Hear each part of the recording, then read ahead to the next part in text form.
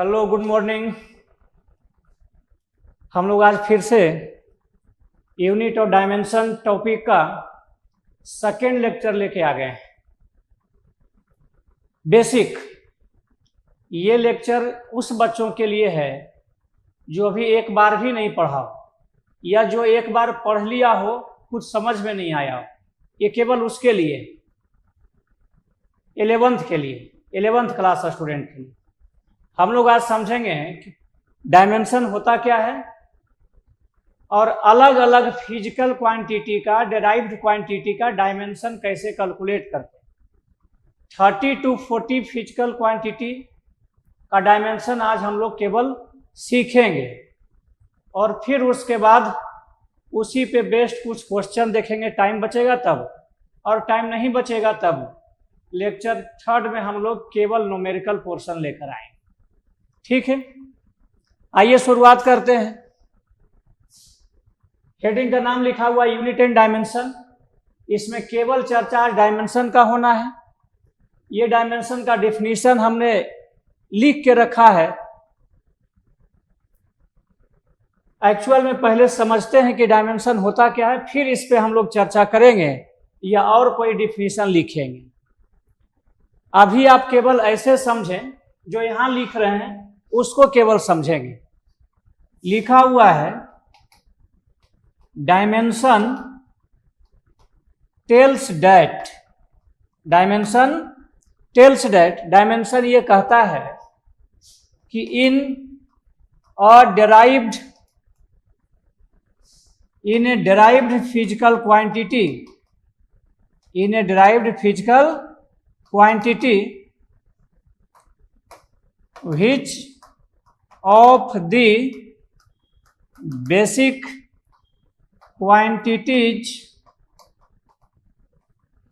are used and with what power। ठीक, अब पहले इसको समझते हैं। एक्चुअल में हम लोग पिछला क्लास में पढ़े थे कि जनरली 3 टाइप का फिजिकल क्वांटिटी होता है। एक basic physical quantity, derived physical quantity, और 3rd नंबर सप्लीमेंट्री। तो डायमेंशन का मतलब होता है कि किसी भी डेराइव्ड क्वांटिटी, पहले एग्जाम्पल से समझते हैं फिर लिखेंगे। एक एग्जाम्पल समझें आप, इसी पे हम लोग को चर्चा करना है। मान लो हमने एक एग्जाम्पल लिखा या स्पीड है ना। एग्जाम्पल क्या लिखा हुआ है? स्पीड। कोई बोलेगा कि स्पीड का डायमेंशन बताइए। इस स्पीड का डायमेंशन लिखते हैं, उससे क्लियर पता चलेगा कि डायमेंशन का मतलब होता क्या है। सबसे पहले स्पीड का डिफिनीशन लिखें, distance by time, distance by time. और डिस्टेंस का मतलब होता है लेंथ, एक्चुअल पाथ लेंथ। तो ये हमने डिस्टेंस बोला है, इसका मतलब हमने लेंथ बोला है। और लेंथ बेसिक क्वांटिटी। कोई पूछ दे बेसिक फिजिकल क्वांटिटी कौन कौन सा है, तो पहले लिख लेते हैं।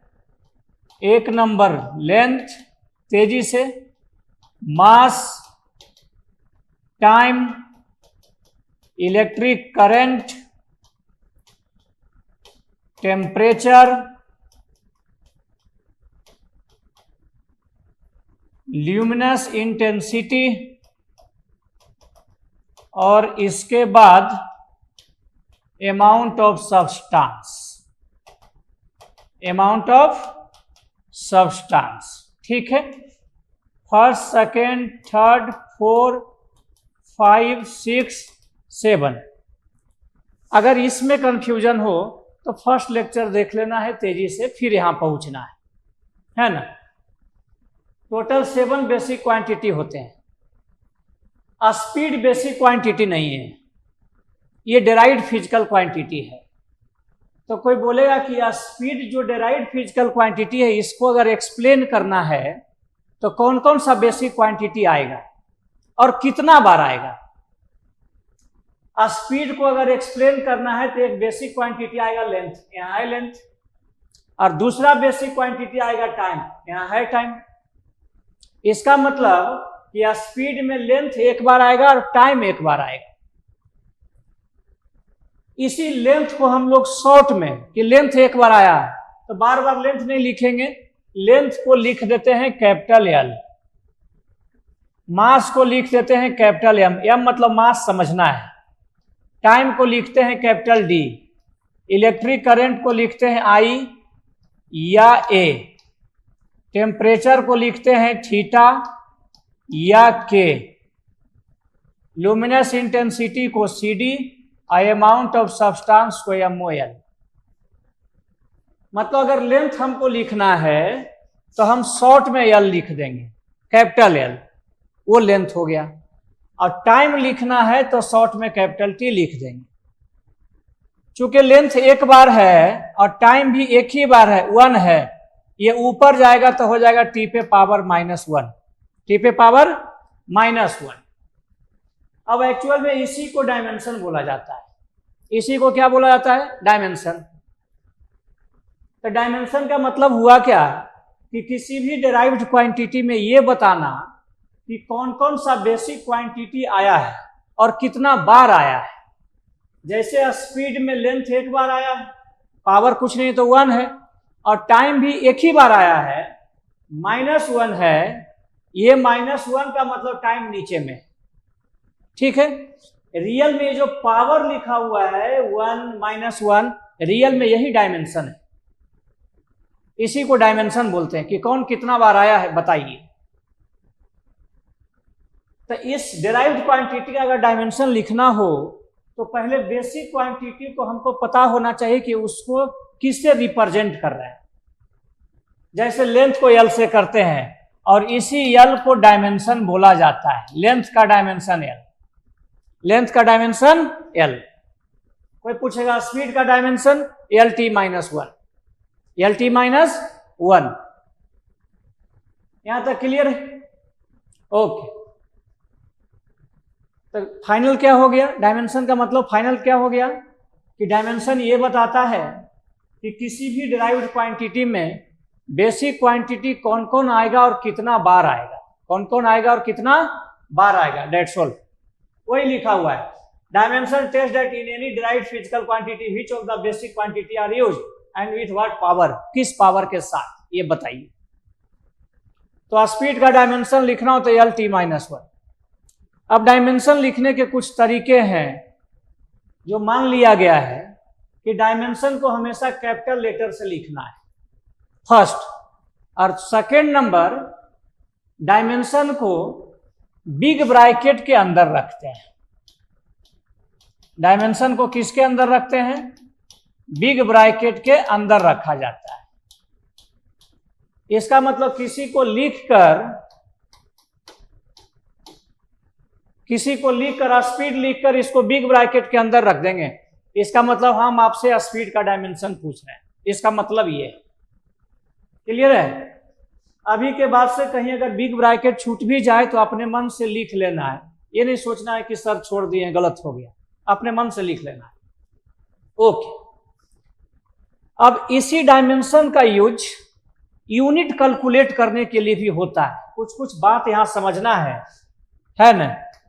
सम पॉइंट्स या सम इंपॉर्टेंट पॉइंट्स, इसको मैं लिख दे रहा हूं। First of all, dimension is written in big bracket by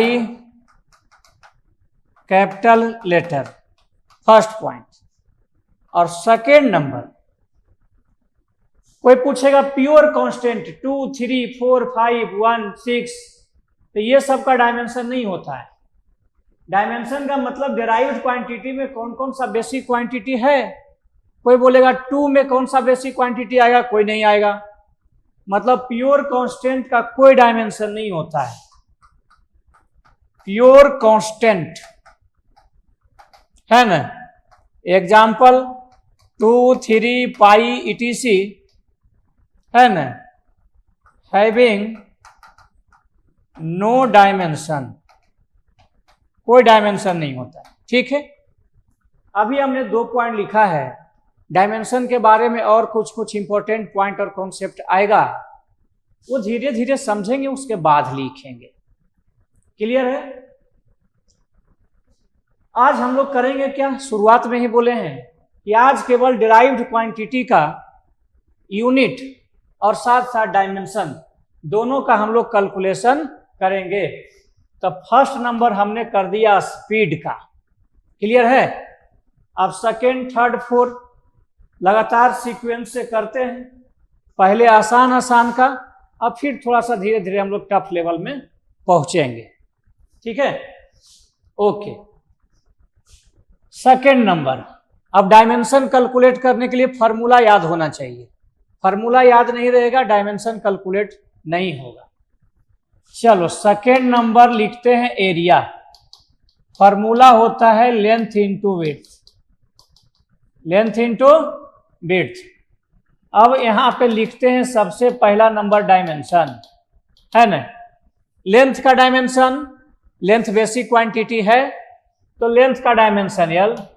width वो भी लेंथ ही है, विड्थ भी लेंथ ही है। कोई बोल देगा हाइट, तो वो भी लेंथ ही होता है।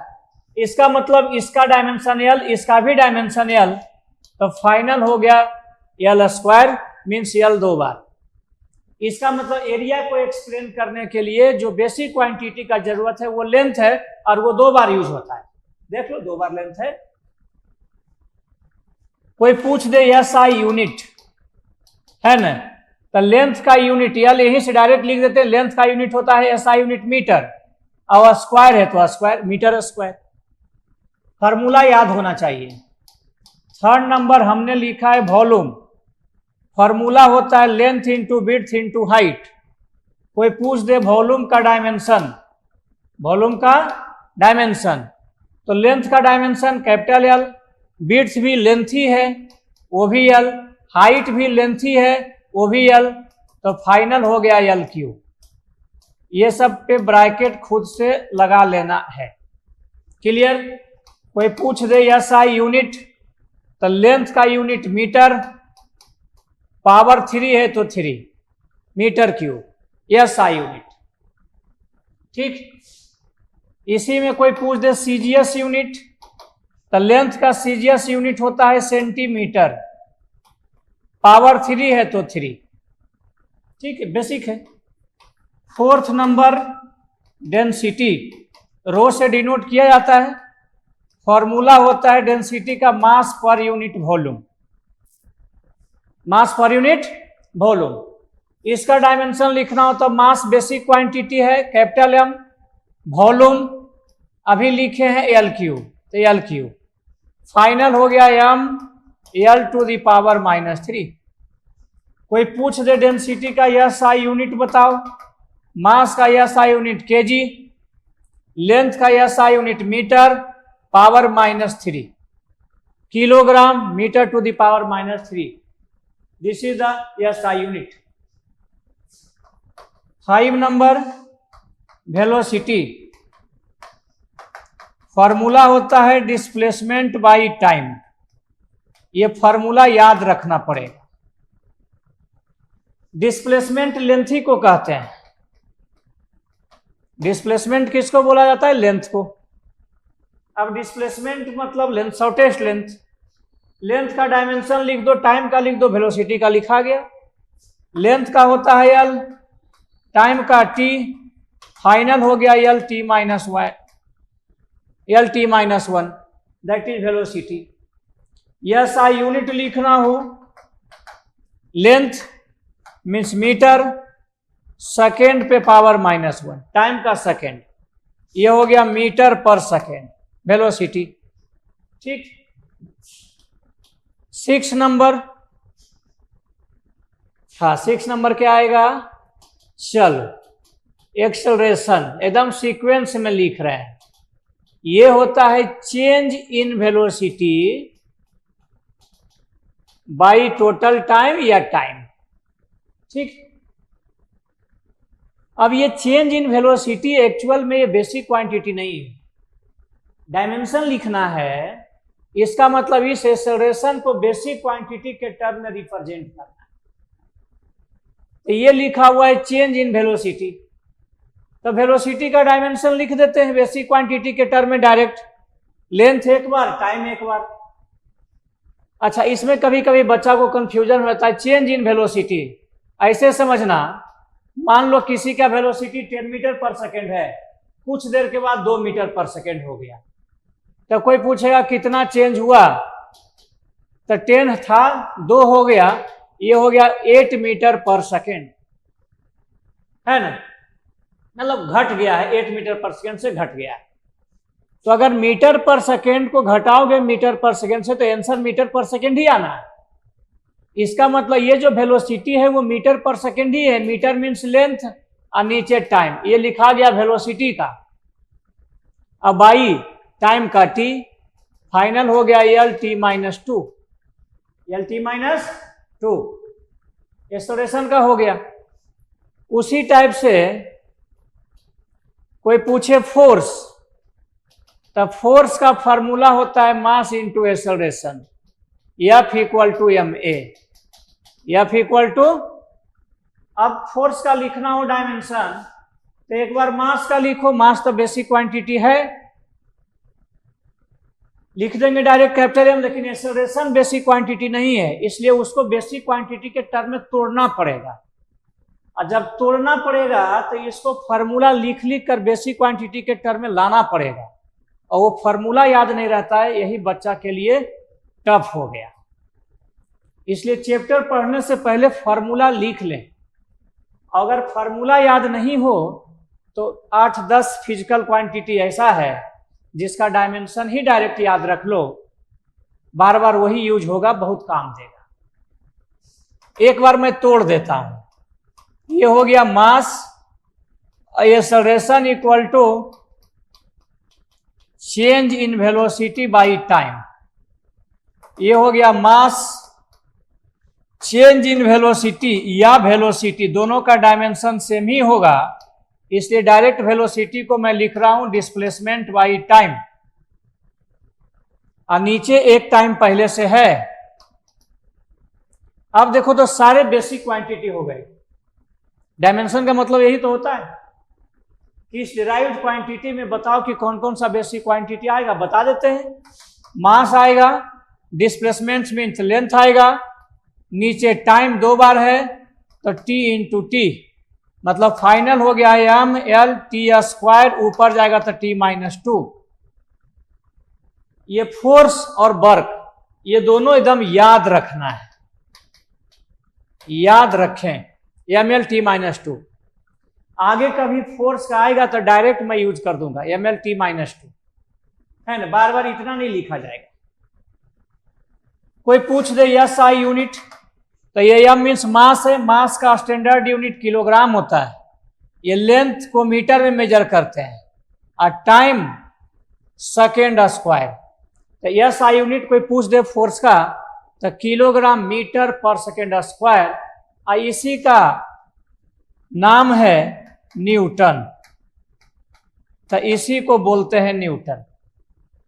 कोई पूछ दे सीजीएस यूनिट, तो किलोग्राम को ग्राम में मेजर करते हैं सीजीएस यूनिट में। सी का मतलब होता है सेंटीमीटर, जी मीन्स ग्राम, एस मीन्स सेकेंड, मतलब मास को ग्राम में, हम मीटर को सेंटीमीटर में लिखिए, अब बाई सेकेंड स्क्वायर, सेकेंड को सेकेंड ही लिखते हैं, एस मीन्स सेकेंड होता है। इस पूरे को बोलते हैं डाइन। तो कोई पूछ दे CGS unit of force, that is dyne, yes unit of force, that is newton. किसको बोलते हैं newton? Kilogram metre by second square. Dyne किसको बोला जाता है? Gram centimetre by second square. ये हो गया 7 नंबर। चलिए आगे बढ़ते हैं। 8 नंबर वर्क है न, या एनर्जी। ठीक, ये दोनों का डायमेंशन सेम ही होता है। एनर्जी को ही वर्क कहते हैं। मीन्स एनर्जी का कैलकुलेशन करना हो तो वो वर्क डन ही है। इसलिए किसी भी टाइप का एनर्जी हो, energy means kinetic energy, potential energy, electrostatic energy, है ना, मैकेनिकल एनर्जी, किसी भी टाइप का एनर्जी हो, उस सारे के डायमेंशन सेम ही होंगे, अब वो वर्क के बराबर। अब वर्क का डायमेंशन लिखना हो तो फॉर्मूला होता है F dot S, dot product है। ये कोई बॉडी है, इस पे मान लो इधर हमने फोर्स लगाया, डिस्प्लेसमेंट इधर हुआ है, ऐसा हमने मान लिया, ये बीच का एंगल कुछ है, थीटा लिख दिया हमने। इस बॉडी पे वर्क निकालना तो वर्क का फॉर्मूला होता है एफ डॉट एस, और इसको तोड़ के लिखते हैं F S cos theta, F S cos theta.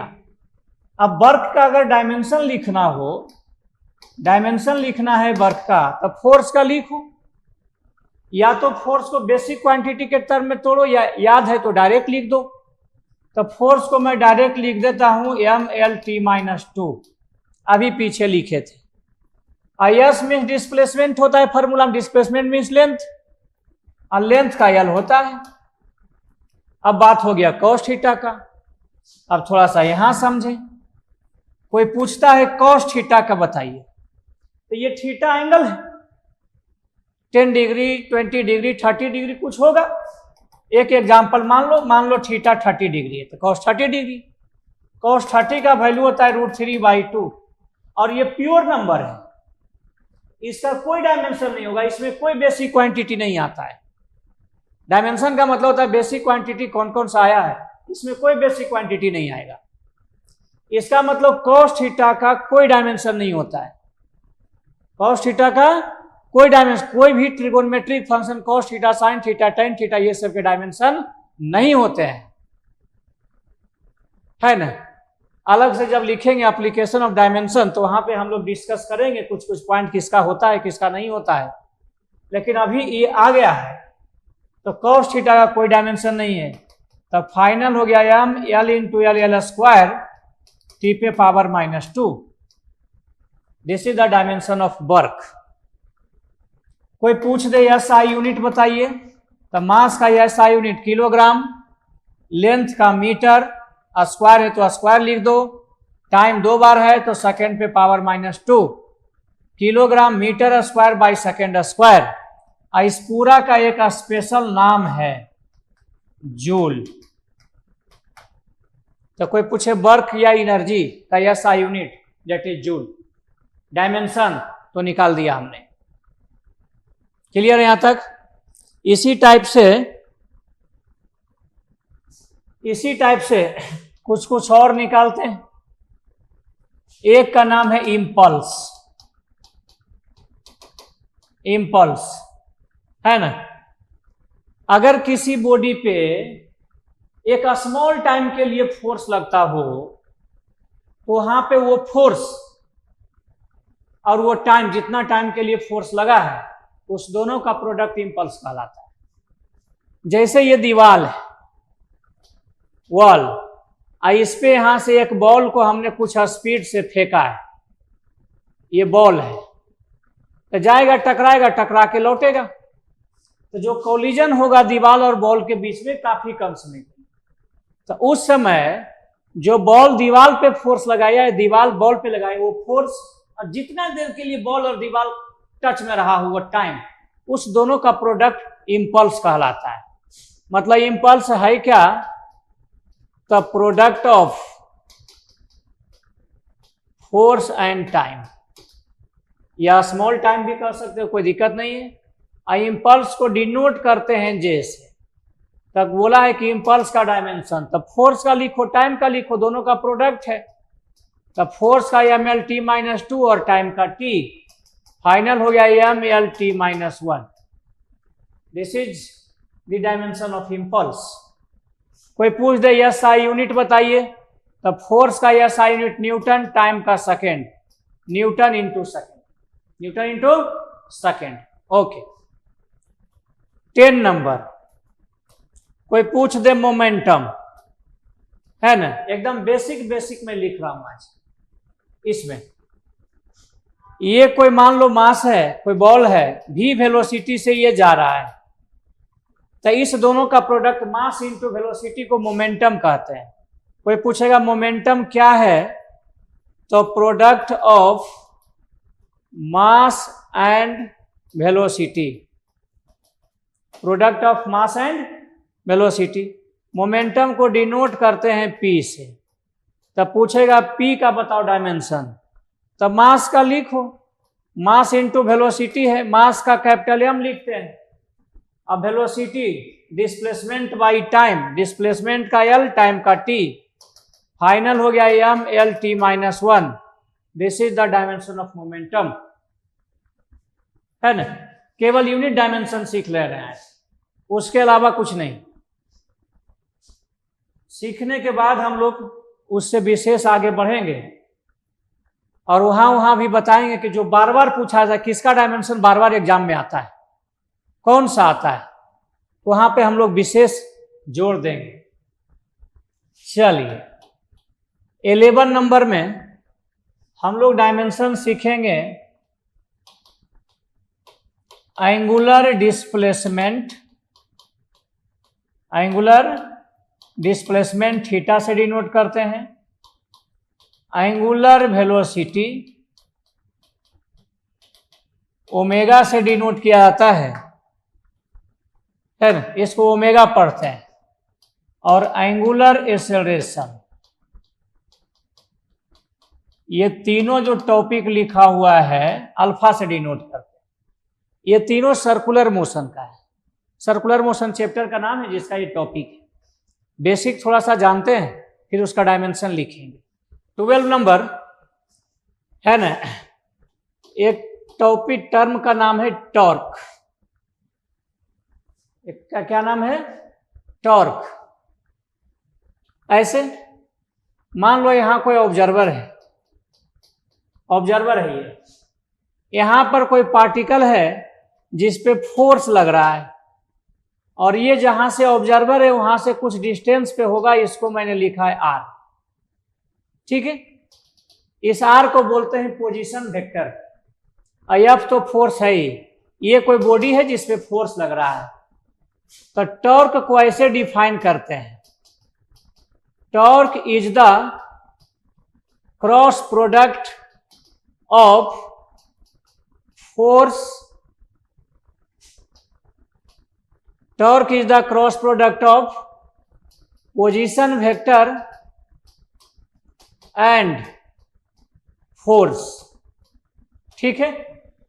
मतलब टॉर्क को डिनोट करते हैं टाउ से, टाउ हमने लिख दिया, इसको लिखते हैं आर क्रॉस एफ, और आर क्रॉस एफ का केवल मैग्नीट्यूड लिखना हो तो इसको लिखते हैं R F sine theta, R F sine theta.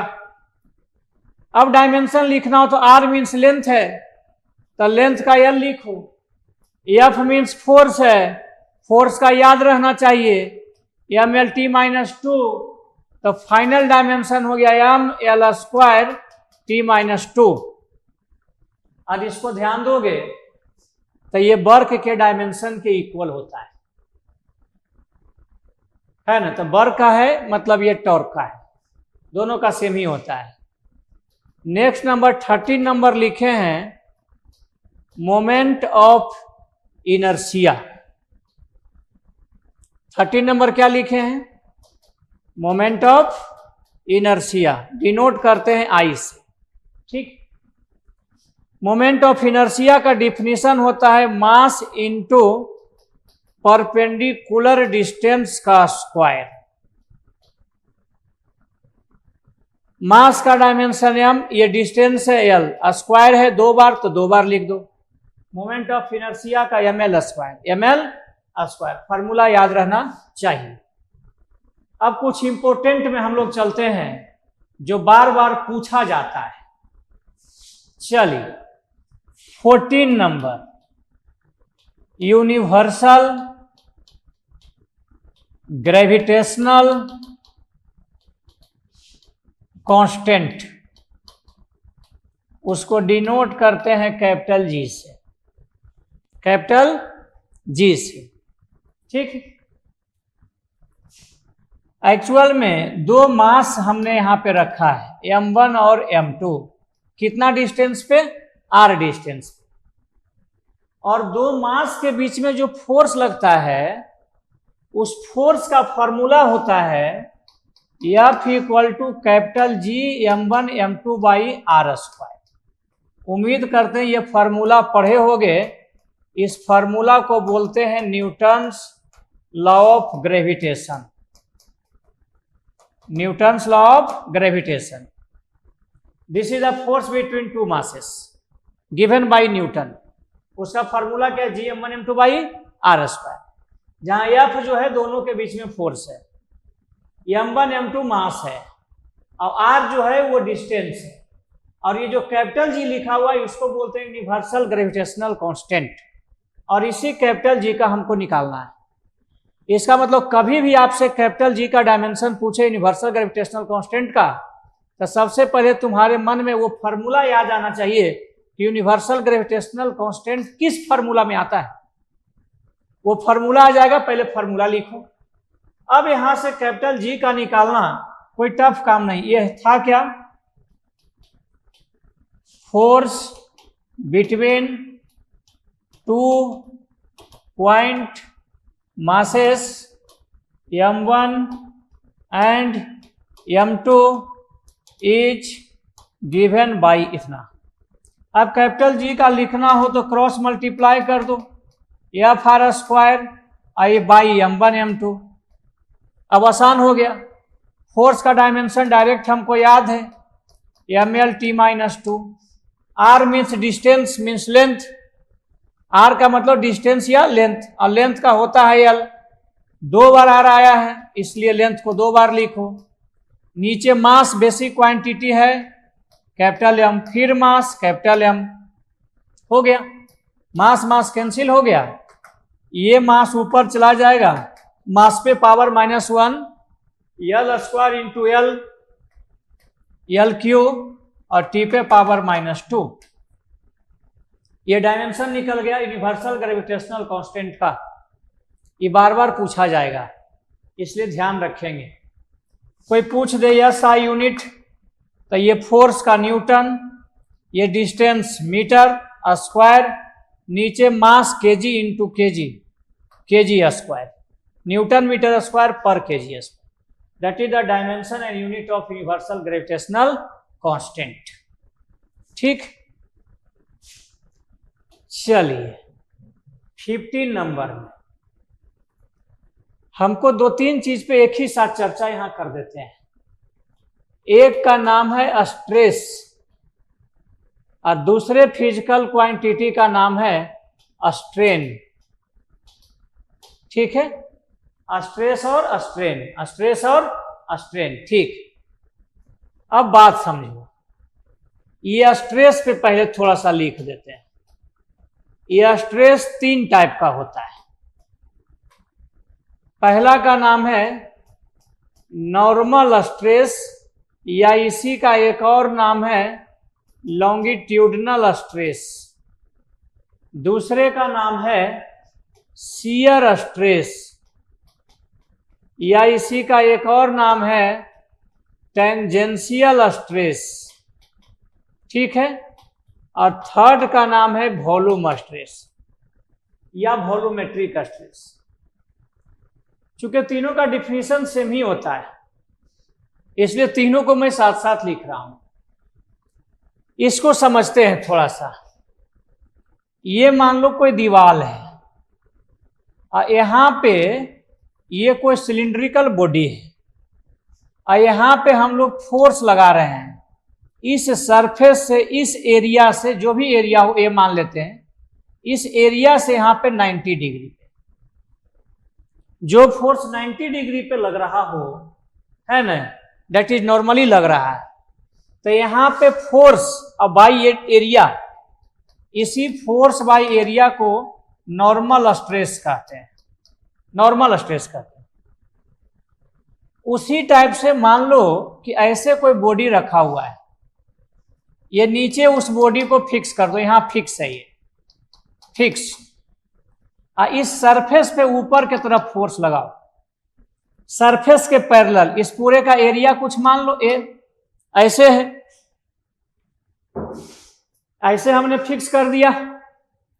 आइए इस सरफेस पे इसका एरिया ए मान लेते हैं, इस पे एकदम सरफेस के पैरेलल टेंजेंशियल ऐसे फोर्स लगाओ, तो जो भी फोर्स लगाए हो वो फोर्स ये एरिया से डिवाइड करो। फोर्स बाय एरिया को स्ट्रेस कहते हैं। फोर्स बाय एरिया क्या कहते हैं? तो यहां पर कोई पूछे स्ट्रेस, तो ये फोर्स जो टेंजेंशियल लग रहा हो और बाय एरिया, ये area force by area.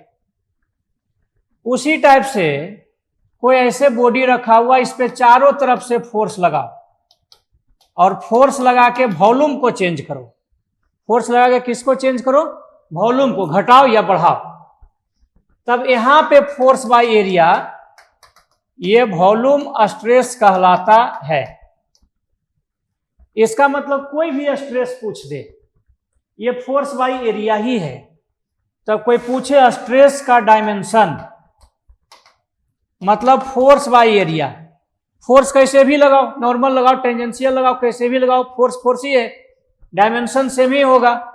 Force में mlt-2 फोर्स का याद रखना है। अब by area length into width, 2 bar length आएगा एल स्क्वायर। एरिया में 2 बार लेंथ आता है, लेंथ इंटू विड्थ। लेंथ भी लेंथ ही है, विड्थ भी लेंथ ही है। एक एल और एक एल कैंसिल हो गया, फाइनल हो गया ml-1t-2। This is the dimension of all types of stress, सबका। कोई पूछते SI यूनिट, तो फोर्स का newton area metre square, newton metre square, it is also called pascal, इसको पास्कल भी बोलते हैं। ये हो गया स्ट्रेस, ठीक है। आगे बढ़े, चलो यहीं पे हम लोग चर्चा कर देते हैं स्ट्रेन का भी। किसका चर्चा कर दें? अच्छा, अलग से कर देते हैं। अगला चर्चा है स्ट्रेन का। ये भी 3 टाइप का होता है। एक का नाम, पहला का नाम लॉन्गिट्यूडनल, लॉन्गिट्यूडनल। सेकेंड का नाम शियर या टेंजेंशियल, और थर्ड का नाम वॉल्यूम स्ट्रेन। कोई कहेगा सर स्ट्रेन होता क्या है? तो ऐसे समझना थोड़ा सा। ये यहां पे हमने दीवार बना दिया, शुरुआत में कोई बॉडी इतना लेंथ का है, इस पे फोर्स लगाओ। फोर्स लगाने के बाद मान लो ये लंबा हो गया, ये फोर्स लगाने के बाद लंबा हो गया, इतना लेंथ चेंज कर गया, ये हुआ चेंज इन लेंथ, इतना लेंथ बढ़ गया। तो इस change in length by original length, इसी को बोला जाता है लॉन्गिट्यूडनल स्ट्रेन। मतलब ये चेंज है, ये क्या है? चेंज है, change in length by original strain. यहां पर होगा change in volume by original volume. शुरुआत में मान लो इतना वॉल्यूम है, वॉल्यूम कुछ लिख दिया, मान लो कंप्रेस करके वॉल्यूम इतना आ गया, बाद में ये वॉल्यूम है, फाइनल वॉल्यूम कम हो गया। तो यहां पे कोई पूछेगा वॉल्यूम स्ट्रेन क्या होता है? तो change in volume by original volume. Delta का मतलब चेंज होता है, change in volume by original volume. उसी टाइप से यहां पे एक बॉडी को फिक्स कर दो, अब पैरेलल में फोर्स लगाओ, सरफेस के एकदम पैरेलल फोर्स लगाओ, यहां फिक्स है, और सरफेस के पैरेलल फोर्स लगाओगे तो ये सरफेस हल्का सा ऊपर से सरक जाता है, ये वाला पार्ट आगे चल गया, ये वाला पार्ट यहां ऐसे। मतलब शुरुआत में फोटो ऐसे था, अब बाद में ये फोटो ऐसे हो गया, ठीक है। इस एंगल को कुछ लिख दो। अब यहां पे भी स्ट्रेन हम लोग डिफाइन करते हैं। ये लेंथ चेंज यहां से यहां तक, अब बाय ये वर्टिकल लेंथ, ये लेंथ बाय ये लेंथ, इसको बोलते हैं शियर स्ट्रेन। इसका मतलब कोई स्ट्रेन पूछ दे तो इसका डिफिनीशन हो गया चेंज इन डायमेंशन। डायमेंशन का मतलब ये डायमेंशन या मेल नहीं, लेंथ एरिया वॉल्यूम है ना, लेंथ एरिया वॉल्यूम और बाई ओरिजिनल डायमेंशन। ये हो गया डिफिनीशन बेसिक। अब ये डिफिनीशन हो गया। कोई कहता है स्ट्रेन का डायमेंशन लिखिए, तो ऊपर है लेंथ, ओरिजिनल लेंथ या चेंज इन लेंथ ऊपर है, तो ऊपर है चेंज इन लेंथ, हम डायमेंशन लिख रहे हैं। ऊपर है change in length metre, 10 metre minus 2 metre that is 8 metre, metre ही आएगा। ओरिजिनल लेंथ वो भी मीटर, मीटर मीटर कैंसिल हो गया, डायमेंशन लेस हो गया, डायमेंशन लेस। उसी टाइप से कोई पूछे यूनिट, तो ऊपर, अच्छा ये तो यूनिट ही लिख दिए, ठीक है कोई बात नहीं। ऊपर मीटर नीचे मीटर, मीटर मीटर कैंसिल हो गया, यूनिट लेस हो गया। ये हो गया यूनिट लेस। ऊपर का डायमेंशन लिखना हो, चेंज इन लेंथ का डायमेंशन एल, ओरिजिनल लेंथ का भी एल, एल एल कट गया, डायमेंशन लेस। तो स्ट्रेन जो है वो यूनिट लेस और डायमेंशन लेस। कभी कोई पूछ दे वैसा फिजिकल क्वांटिटी का नाम बताइए जिसका यूनिट और डायमेंशन दोनों नहीं होता है, दैट इज अ स्ट्रेन।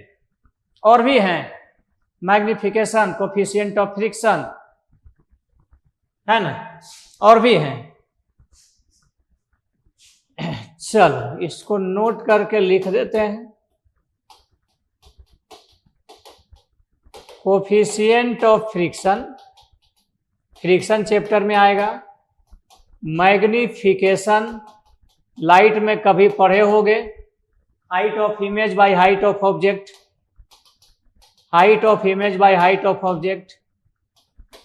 और यहां पर क्या आया है, strain is dimension less and unit less.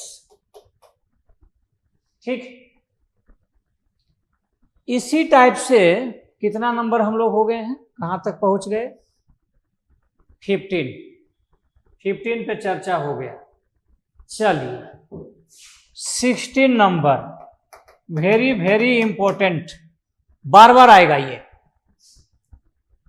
एक होता है मॉडुलस ऑफ इलास्टिसिटी,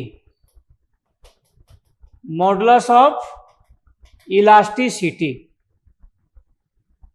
ये मॉडुलस ऑफ इलास्टिसिटी 3 टाइप के होते हैं, एकदम अच्छे से समझ लेना है। पहला का नाम है यंग्स मॉडुलस, बार बार नाम सुनोगे, गामा से डिनोट करते हैं।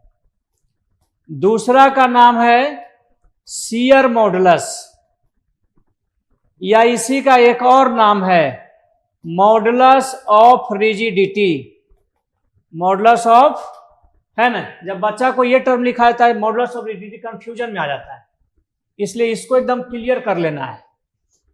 और थर्ड का नाम है bulk modulus.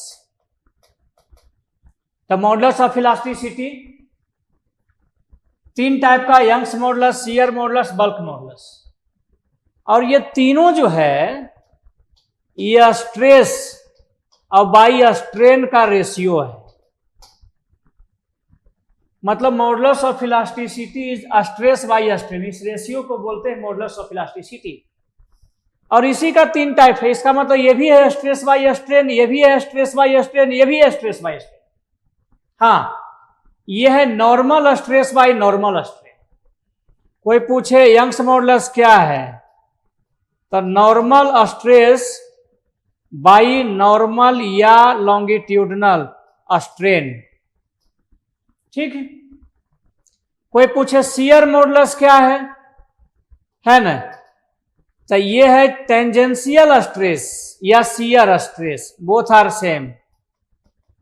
Tangential stress by tangential strain, tangential. और ये है volume stress by volume strain, volume stress by volume strain. इसका मतलब तीनों जो है रेशियो है स्ट्रेस और स्ट्रेन का, इसलिए तीनों का यूनिट और डायमेंशन पूछे तो सेम ही होगा। तो मैं फाइनल स्ट्रेस बाई स्ट्रेन का डायमेंशन निकाल देता हूं, और यही इस तीनों का है, किसी का पूछे। स्ट्रेस होता है फोर्स बाय एरिया, पहले फॉर्मूला लिख दिए। और strain change in length by original length, और उसका तो कुछ है ही नहीं डायमेंशन, फिर भी एक बार फॉर्मूला लिख देते हैं, change in length by original length. Force का dimension M L T minus 2, area का हो जाएगा एल स्क्वायर, ये लेंथ एल और ये length L, L L cancel, तो उसको लिख नहीं रहे। फाइनल हो गया एम एल पे पावर -1 टी पे पावर -2। बहुत बहुत इंपॉर्टेंट। तीनों में से किसी का पूछे आप स्ट्रेस का डायमेंशन लिख दो। कोई पूछे कि यंग्स मॉडुलस को एक्सप्लेन करने के लिए कौन कौन सा बेसिक क्वांटिटी आएगा, that is mass, length and time. Mass कितना बार? एक बार। लेंथ कितना बार? एक बार नीचे में। टाइम कितना बार? 2 बार, वो भी नीचे में। यहां तक ठीक है? और आगे लिखेंगे तो वीडियो ज्यादा लंबा हो जाएगा, इसलिए यहां तक हम लोग आज खत्म करते हैं। अगले क्लास में 12th क्लास के कुछ फिजिकल क्वांटिटी का डायमेंशन लिखेंगे, और उसके साथ में हम लोग जेईई मेंस एडवांस का कुछ क्वेश्चन देखेंगे जो लिमिटेड टाइम में हो सके। ठीक है? अगर इतना दूर आया है समझ में, तो इसके बाद अगर आपको फॉर्मूला आता हो तो आप किसी भी फिजिकल क्वांटिटी का डायमेंशन लिख सकते हो, और किसी ने अगर डायमेंशन लिख दिया तो यूनिट भी लिख सकता है। जैसे कोई पूछ दे मॉडुलस ऑफ इलास्टिसिटी या इसमें से किसी का डायमेंशन यूनिट, तो यूनिट लिखेंगे। m means mass kilogram, l means length metre पे power -1, t means time second पे पावर -2। लिखा गया डायमेंशन, यूनिट दोनों। ठीक है? तो इसके बाद हम लोग नेक्स्ट क्लास में मिलेंगे। Okay, thank you.